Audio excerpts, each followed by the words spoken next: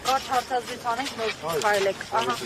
Պարոն Թաթոյան, օրվա խորհրդի առթիվ դուք առավոտյան առաջարկներով եք հանդես եկել, տեսաուղերձ եք հղել ապագայի եւ խաղաղության ձեր տեսլականի վերաբերյալ, որ պարագայում դա հնարավոր կլինի իրագործել եւ արդյոք այսօր հավատում եք խաղաղության հեռանկարին այս իրողությունների պայմաններին։ Մենք ներկայացրել էինք մեր քայլեր, որոնք տանում են դեպի ապահով խաղաղություն։ Նախ այսօր մեր բանակի տոնն է, ես ուզում եմ շնորհավորել մեր սպաներին, գեներալներին, ենթասպաներին, մեր զինվորներին, մեր հայ ժողովրդին այս պայծառ տոնի առիթով։ Ցավոք այնպես է ստացվել, որ այս տոնը շատերի համար դարձել է տոն այլևս չէ եւ ինչ որ հիասթափությունների հետ է կապված անվստահություն եւ այլն։ Մենք սա պարտադիր պետք է ուղենք, շտկենք, որովհետեւ մենք պետք է ունենանք ուժեղ բանակ։ Մենք պետք է ունենանք մեզ պաշտպանելու կարողություն։ Եթե մենք չունեցանք ինքներս մեզ պաշտպանելու կարողություն եւ մեր խաղաղությունը կախված եղավ ուրիշի կամքից, ուրիշի թելադրած պայմաններից, դա խաղաղություն չէ։ Դա ինքնախապեյություն է, դա վտանգավոր ինքնախապեյություն է մեր ապագայի համար։ Եվ ոչ մի բան նշանակություն չունի, եթե դու չունես անվտանգություն։ Որևէ բան այսօրվա աշխարհում այնպես է, դու պետք է ունենաս ինքդ քեզ պաշտպանելու կարողություն։ Ինչ վերաբերում է այսօրվան շատ դատապարտելի ուղղակի, նսեմացնող արարքեր, ամոթալի վախկոտություն ուղղակի, որ իշխանությունը հոկտեմբերի 27-ը նախատեսեց, որ ներողություն, հունվարի 27-ը նախատեսեց որպես հիշատակի օր, այն էլ օրենքի մակարդակով։ Սա ամոթալի վախկոտություն է, որովհետև դա արվեց պատահական ընտրված օր է, պաշտոնական, ձևական ընդամենը, որը չունի ոչ մի բովանդակություն։ Այդ օրը մեզ համար չունի ոչ մի հիշողության նշանակություն, մեր արժեքների համար։ Մենք այսքան ցավոք սրտի ստացվել է, բայց մենք օրեր ունեինք, որոնք պետք է ընտրեինք որպես այդ օրերից մեկը, սեպտեմբերի 27, սեպտեմբերի 19, մենք այս օրերից որևէ մեկը,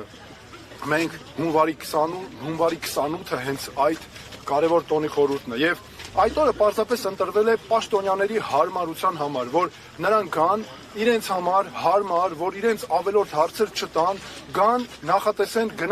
գնան իրենց ֆորմալ արարողակարգի իբր մասնակցեն ու վերջացնեն դրանով, որովհետև դա ստացվել է նրանց համար որևէ արժեք չունի։ Ես միանշանակ դա կոնկրետ քաղաքական ընտրություն էր։ Սա ոչ պատահականություն էր, ոչ էլ ինչ որ արժեքներ է։ Սա կոնկրետ քաղաքական ընտրություն էր եւ դրա համար մենք այսօր այո պետք է ցույց տանք, որ մենք մեզ համար չափազանց կարևոր է հենց այս օրը մեր նվիրական օրերից մեկն է, որը մեր ոչ միայն շնորհավորում ենք, փառք ենք տալիս մեր բանակին ու պետք է ունենանք այո ուժեղ բանակ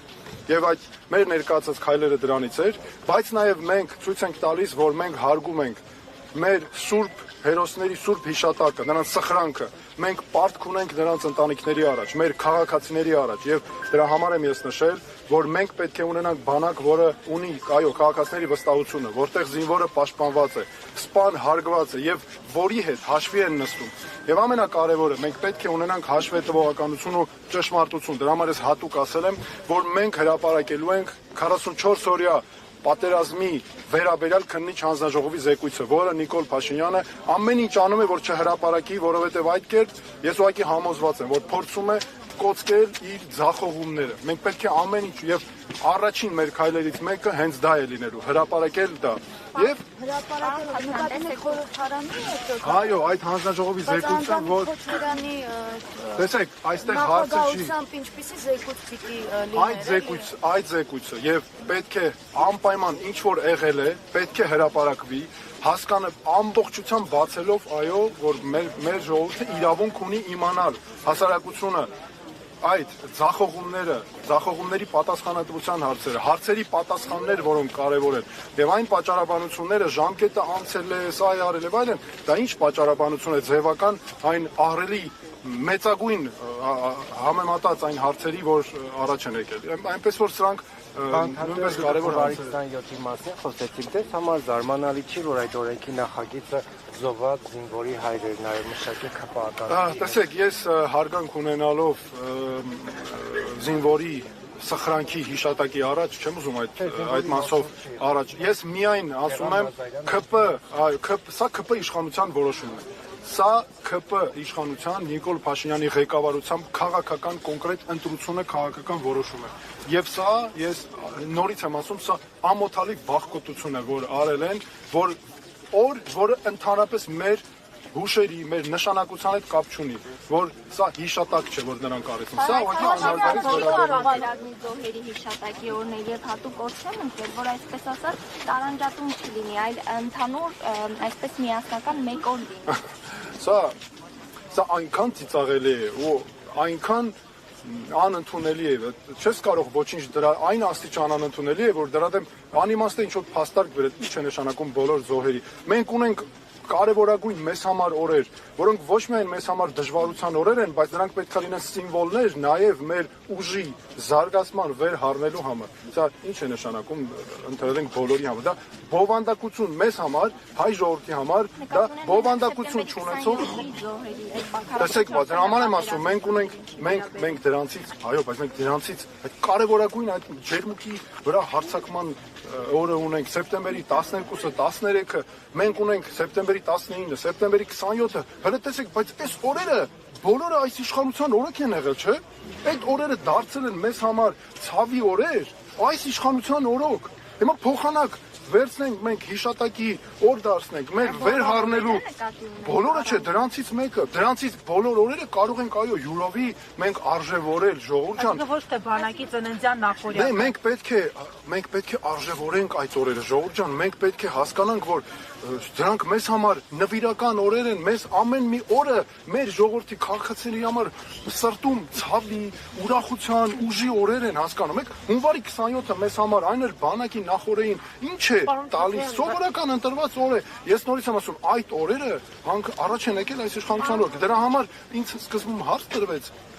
թե ինչպես է դա հնարավոր անել։ Դա հնարավոր է անել բացառապես այս ընտրություններում նոր վարչապետ ընտրելու միջոցով։ Ես այսօր նվիրական օր է մեզ համար, այս մասով այսքանը կասեմ, բայց նաև կասեմ հետևյալը, որ բնականաբար այս գործող վարչապետի ղեկավարությամբ այս իշխանության օրոք հնարավոր չէ այդ խնդիրը ապահովել։ Ապահով խաղաղություն դա հնարավոր չէ։ Զինվորի հիշատակը միայն հիշատակի օր սահմանելով են հարգում կամ նրա հարազատների։ Նիկոլ Փաշինյանը օրինակ երեք էլի անվտանգության շքախմբով այստեղ են, այդպես էլ ծնողների աչքերին չի կարողանում նայել, ավելին ծնողների ազատ տեղաշարժն են եռաբլուրում, սահմանափակում, այդպես են հարգում։ Անի, դուք դրանով ապացուցեցիք իմ ասածը։ Ես ասում եմ, այո, դա տեսեք պատահական ընտրված օր է, բայց հատուկ քաղաքական ընտրություն է պաշտոնյաների հարմարության համար, որ նրանք իրենց համար գան, ֆորմալ իբր պարտականությունը անեն, այստեղ թողեն գնան, դա ավելի մեծ անհարգալից վերաբերմունք է։ Այո, դուք ճիշտ նշեցիք, որպեսզի նրանք չնայեն ծնողի զոհված զինվորի ծնողի աչքերի մեջ, տեղահանվածների աչքերի մեջ, որովհետև սրանք ամբողջը նրանց օրոքները, դրա համար այս ընտրությունները կատարվել է ըստ այդմ։ Պարոն Թագյան, այդ օրը այսինքն հենց միայն նրանց համար են, որովհետև մենք նկատեցինք, որ երեք մի քանի ծնողներ են եկել պաշտպանելու իրենց երեխաների շիրիմները, որպեսզի իշխանականները չկարողանային իրենց խոսքերով ասած մոտենալ եւ բախվել, եւ նրանց գնալուց հետո անգամ այստեղ մարդաշատ չէր, ինչպես այսօր։ Տեսեք, այո, բայց ծնողները ինքներդ եք ասում, ինչու էին եկել, չէ՞։ Եվ պաշտոնյաների դա բնորոշումը շատ պարզ է, ժողովուրդ ջան, դա պաշտոնյաների հարմարության համար, որ նրանց ավելորդ պատասխաններ չտան, այստեղից էլ բխում է ինչ, որ նրանց համար այս օրերը չեն հետաքրքիր, այլ քաղաքական շահը ինչպես կոծկել, խնդիր չառաջանա, ինչպես իրենց սխալները կոծկել։ Սրանք կարևորագույն բանալիներն են, որ մենք պետք է տեսնենք նրանց վարքագծի մեջ։ Այսինքն դուք էլ եք կարծում, որ այս քայլը Արցախի հարցը կամ ընդհանրապես Արցախի վերաբերյալ որևէ դրվագ մոռացության տալու համար է, ինչպես որ քննադատությունները այս իշխանությունը պատերազմ է հայտարարել մեր պատմության դեմ։ Դրա համար եմ ես ասում, առաջին քայլերից մեկը պետք է լինի մեր պատմության դեմ պատերազմի էջը փակելը։ Մեր պատմության մենք որպես հզոր ժողովուրդ, ուժեղ ազգ, աշխարհասփյուր, աշխարհացանց, մենք ունենք այնքան զորություն եւ ուժ, որ մենք ընկել ենք ինչի հետևից մոռացության ենք տալիս մեր պատմությունը ինչի, որ ինչ որ քաղաքական իշխանության պաշտոնյաներ, որ կարողանան կոծկել իրենց սխալները։ Սա է ամբողջ տրամաբանությունը։ Քաղաքական թեմայից բալանս վերականգնելու մասին եք ձեր առաջարկների մեջ խոսել ու ասել եք, որ ձեր պաշտոնավարման վերջին շրջանում արդեն $1 միլիարդ հնարավոր է ավելացնել Հայաստանի ռազմական բյուջեն։ Այդ մասին իշխանությունը միշտ ասում է ինչքան ուժեղ բանակ Ադրբեջանից, իսկ Թուրքիայից էլ ուժեղ, միշտ այսպես են հակադարձում, ուժեղը հարաբերական է, ումից ուժեղ։ Դուք ո՞նց եք դա պատկերացնում։ Շատ կարևոր հարց է, շնորհակալություն։ Նախ առաջինը հստակ նշել եմ եւ դա պրոֆեսիոնալ հաշվարկների ու պրոֆեսիոնալ մոտեցումների արդյունք է, որ մեր պաշտոնավարման առաջին տարվա ավարտին անմիջապես օրենսդրություն միջև ավարտը նախ պետք է օրենսդրությունը փոխվի, օրենքի մակարդակով ամրագրվի, որ բանակի ֆինանսավորումը չի կարող հնայի 88%-ից ցածր լինել։ 1. Երկրորդը, սա նշանակում է, որ այդ հաջորդ առաջին պաշտոնավարմանը հաջորդող տարվա բյուջեով $1 միլիարդ ավել է լինելու, քան այսօրվա համեմատ կա։ Երկրորդը, պաշտոնավարման առաջին ժամկետի ավարտին, այո, մենք արդեն խոսում ենք հավասարակշռության մասին։ Գիտեք, իսկ այդ որ տենց ասում են, այս մեկը մեզանից ուժեղ է, այն մեկը ուժեղ է, այսինքն չհասկացա, որևէ մեկը կարող է ասել, որ մենք ուժեղ չպետք է լինենք, բայց եթե մենք ուժեղ չպետք է լինենք, մեզ անընդհատ պետք է պարտադրենք հույս ունենալով, որ այս մեկի բարի կամքն է, վայ, մեզ գնանք էլ ինչ անենք նրա հետ, էլ ոնց գցնենք, ինչ անենք, որ մեզ հանգարց մեր թույլ տա ներքին քաղաքական հարցերում խաղաղությունից խոսենք, բայց իրականում չկա դա, այդ պատրանքային վտանգն է իրականում թևածում։ Ինչ որ մեկը կարող է ասել, որ մենք չպետք է ուժեղ լինենք, մենք չպետք է ունենանք կարողություն ինքներս մեզ պաշտպանելու,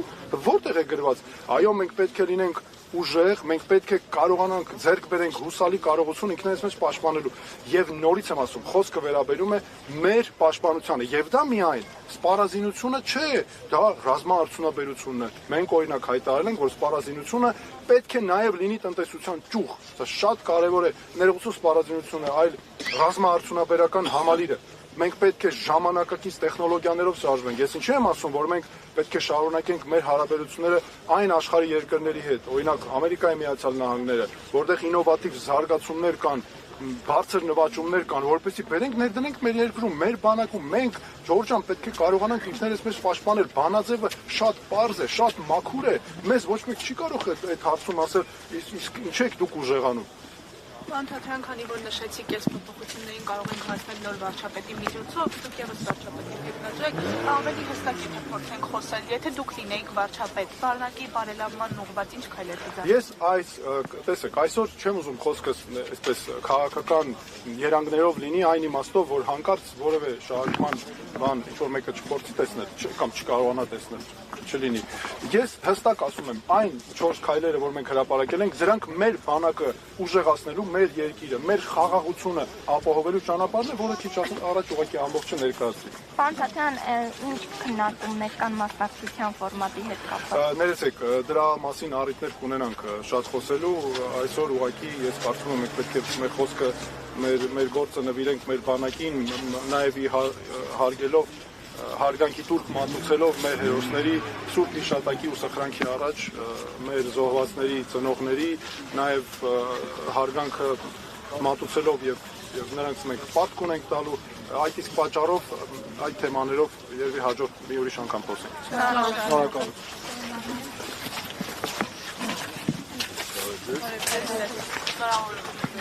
Ես եմ